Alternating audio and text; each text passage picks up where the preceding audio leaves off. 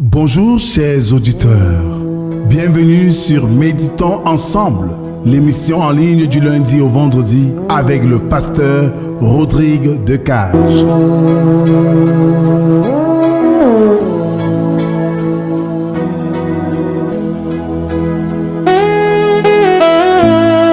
Chaque jour, nous prenons quelques moments pour nous recentrer, nous apaiser et nous connecter avec l'essence de la foi et de la paix intérieure. À travers des méditations guidées, des réflexions et des prières, nous vous invitons à trouver un espace de calme et de renouvellement spirituel dans votre journée.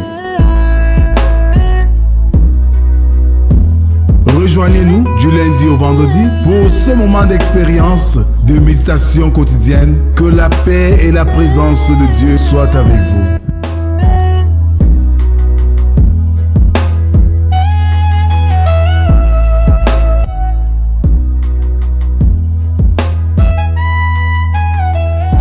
Bien-aimés dans le Seigneur Jésus, bonjour et bon réveil matinal. Dietrich Bonhoeffer disait, quand Christ appelle quelqu'un, il lui demande de venir et de mourir. Adorons le Seigneur avec le psaume 65, les 5 premières strophes. Avec confiance, ô Dieu, on te louera dans Sion et l'on accomplira les vœux qu'on t'a faits. Ô toi qui écoutes la prière, tous les hommes viendront à toi. Les iniquités m'accablent, tu pardonneras nos transgressions. Heureux celui que tu choisis et que tu admets en ta présence pour qu'il habite dans tes pavis. Nous nous rassasierons du bonheur de ta maison, de la sainteté de ton temple. Amen. Que c'est merveilleux, merveilleux d'abandonner ce monde et suivre Dieu, devenir l'ami du Seigneur Jésus. Que c'est merveilleux, merveilleux, que c'est admirable. Admirable d'abandonner ce monde, suivre Dieu, devenir l'ami du Seigneur Jésus. Que c'est admirable, admirable, que c'est bon pour nous d'abandonner ce monde et suivre Dieu, devenir l'ami du Seigneur Jésus. Que c'est bon pour nous, bon pour nous. Prions le Seigneur. Père, toi qui nous appelles à te suivre, donne-nous par la méditation de ta parole à être transformés, à être disciples et à être témoins fidèles de ton amour. Amen. Ce matin, nous allons méditer dans le livre de Luc chapitre 14, du verset 25 au verset 35. Là, il est écrit: de grandes foules faisaient route avec Jésus.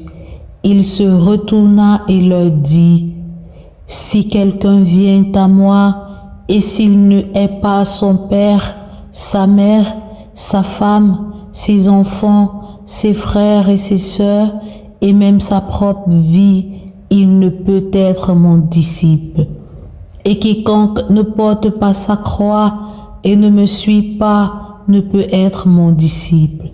Car lequel de vous, s'il veut bâtir une tour, ne s'assied d'abord pour calculer la dépense et voir s'il a de quoi la terminer, de peur qu'après avoir posé les fondements, il ne puisse l'achever et que tous ceux qui le verront ne se mettent à le railler en disant: cet homme a commencé à bâtir et il n'a pu achever. Ou quel roi, s'il va faire la guerre à un autre roi, ne s'assied d'abord pour examiner s'il peut, avec 10 000 hommes, marcher à la rencontre de celui qui vient l'attaquer avec 20 000. S'il ne le peut, tandis que cet autre roi est encore loin, il lui envoie une ambassade pour demander la paix. Ainsi donc, quiconque d'entre vous ne renonce pas à tout ce qu'il possède et ne à tout ce qu'il possède ne peut être mon disciple. Le sel est une bonne chose, mais si le sel perd sa saveur, avec quoi l'assaisonnera-t-on? Il n'est bon ni pour la terre, ni pour le fumier. On le jette dehors. Que celui qui a des oreilles pour entendre, entende. Amen. Bien-aimés, hier nous voyons encore l'attitude qui doit caractériser un disciple du Seigneur. Et ce matin, nous introduisons notre texte avec ce même rappel. Mais le Seigneur nous interpelle dans le texte sur autre chose. Comment nous engageons-nous dans un projet? Comment construisons-nous ou bâtissons-nous notre vie avec Dieu? Est-ce de manière aveugle?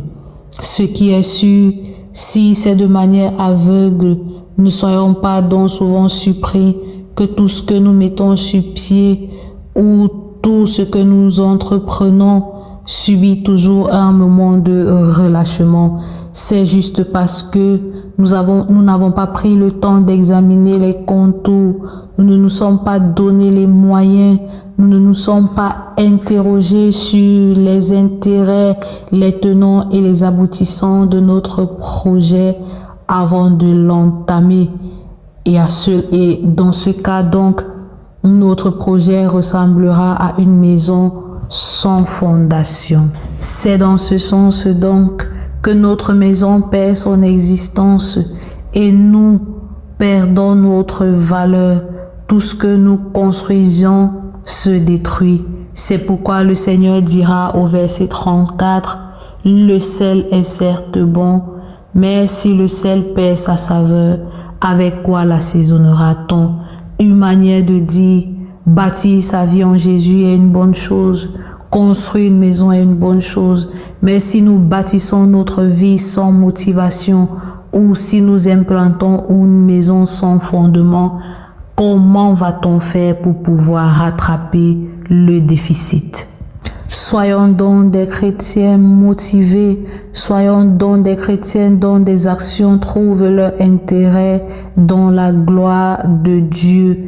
Il ne servira à rien de s'aventurer dans une marche avec Dieu si nous serons les, entre guillemets, je prie pour prier. Que le Seigneur bénisse en nous l'écoute de sa parole. Amen. Merci Seigneur pour ta parole de ce matin. Toi, le Dieu tout-puissant et souverain Maître, nous venons encore ce jour, Père éternel, nous abandonner à toi afin que tu façonnes notre vie à ton image. Nous te prions, Seigneur, pour notre papa, afin que tu l'accompagnes dans son bon rétablissement et qu'au travers de lui, Seigneur, tous ceux qui sont souffrants puissent également trouver santé à tes yeux. Merci, Seigneur, d'être celui-là dont le regard ne cesse de veiller sur nous. Merci, Père éternel, pour le souffle que tu as encore renouvelé ce jour.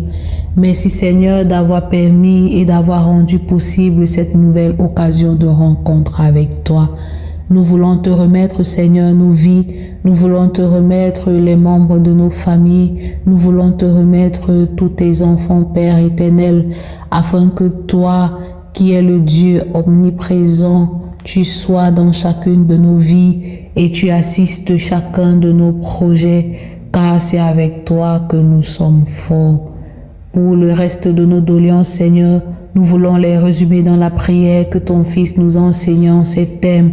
Notre Père qui est aux cieux, que ton nom soit sanctifié, que ton règne vienne, que ta volonté soit faite sur la terre comme au ciel. Donne-nous aujourd'hui notre pain de ce jour. Pardonne-nous nos offenses, comme nous pardonnons aussi à ceux qui nous ont offensés.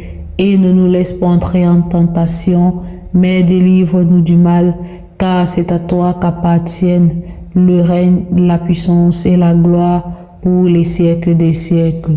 Amen. Un chrétien, nous voulons bien être. Un disciple, nous souhaitons bien l'être.